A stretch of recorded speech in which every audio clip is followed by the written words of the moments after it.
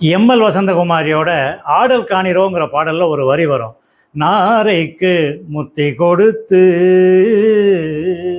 அது என்ன நாரைக்கு மோட்சம் என்னன்னு சொல்றோம் வாங்க. மதுரைக்கு அந்தாண்ட உள்ள ஒரு குளத்துல உள்ள மீன்களை சாப்பிட்டு ஒரு நாரை வாழ்ந்து கொண்டு இருந்தது. ஒரு தடவை மழை சுத்தமா பெய்யாததால அந்த குளம் வறண்டு போச்சு.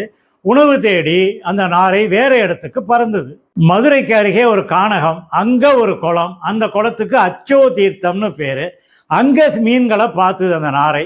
இந்த மீன்களை சாப்பிட்டு வாழலாம்னு தீர்மானம் பண்ணி அங்கே தங்கிடுச்சு.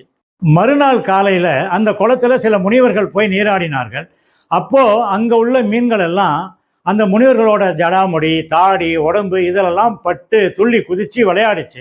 இதை பார்த்த நாரை, ஆகா இந்த மீன்கள் இவ்வளவு மகிழ்ச்சியா இருக்குதே, அதோடு கூட முனிவர்களின் உடலில் பட்ட இந்த மீன்கள் புனிதத்தன்மை வாய்ந்த மீன்கள் அல்லவா, இதை நாம சாப்பிடலாமா? இன்னைக்கு சாப்பிட வேண்டாம், பட்டினி தான், நாளைக்கு வேற மீன் சாப்பிடலாம்னு நினைச்சிட்டு பேசாம இருந்துட்டு. மறுநாளும் இப்படி தான், மறுநாளும் அதே கதை தான். இப்படி 15 நாள் கொலப்பட்டினி. இன்னொன்று, ஒவ்வொரு நாளும் அந்த முனிவர்களில் ஒருவர் சத்தியதரர்னு பேர். அவர் மற்ற முனிவர்களெல்லாம் அமர்த்தி மதுரை புராணம், சோமசுந்தர கடவுளின் திருவிளையாடல்கள் இதையெல்லாம் சொல்லிக்கிட்டு இருந்தார். இதை அந்த முனிவர்களோடு சேர்ந்து இந்த நாரையும் கேட்டது. ஓஹோ, சோமசுந்தர கடவுள் இவ்வளவு பெரியவரா, அப்போ அவரை போய் கண்டிப்பாக தரிசனம் செய்ய வேண்டும் அப்படின்னு நினச்சிட்டு இந்த நாரை பறந்து மீனாட்சி அம்மன் கோயிலுக்கு போச்சு. மீனாட்சி அம்மன் கோயிலின் பொற்றாமரை குளத்துலேருந்து பார்த்தா அங்கே அந்த குளத்துல நிறைய மீன்கள் இருந்தது. உடனே பட்டினியாக இருந்தது இல்லையா, அதனால் நேராக கீழே இறங்கி அந்த மீன்களை சாப்பிட்லாங்கிற நினைப்போட ஒரு கால் படியில் இருக்குது, இன்னொரு கால் அப்படி தண்ணியில் வச்சதில்லை, அவ்வளோதான்.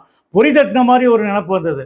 பகவானே, உன்னை வழிபட வந்தானா அதை மறந்து விட்டு மீனை சாப்பிட போயிட்டானே, தயவுசெய்து என்னை மன்னிச்சிருன்னு சொல்லி ஒரு காலை மடக்கிட்டு பின்வாங்கிட்டு.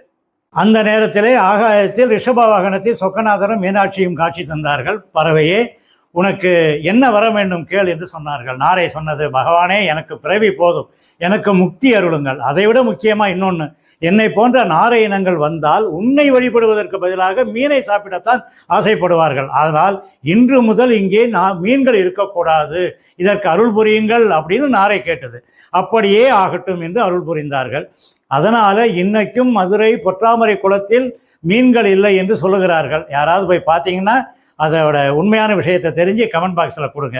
கொக்கு நல்ல கொக்கு ஒரு கெண்ட மீனை கண்டு விரதம் முடிக்கலையே, இந்த பாட்டு எங்கேருந்து எடுத்தாங்கன்னு தெரியுதா?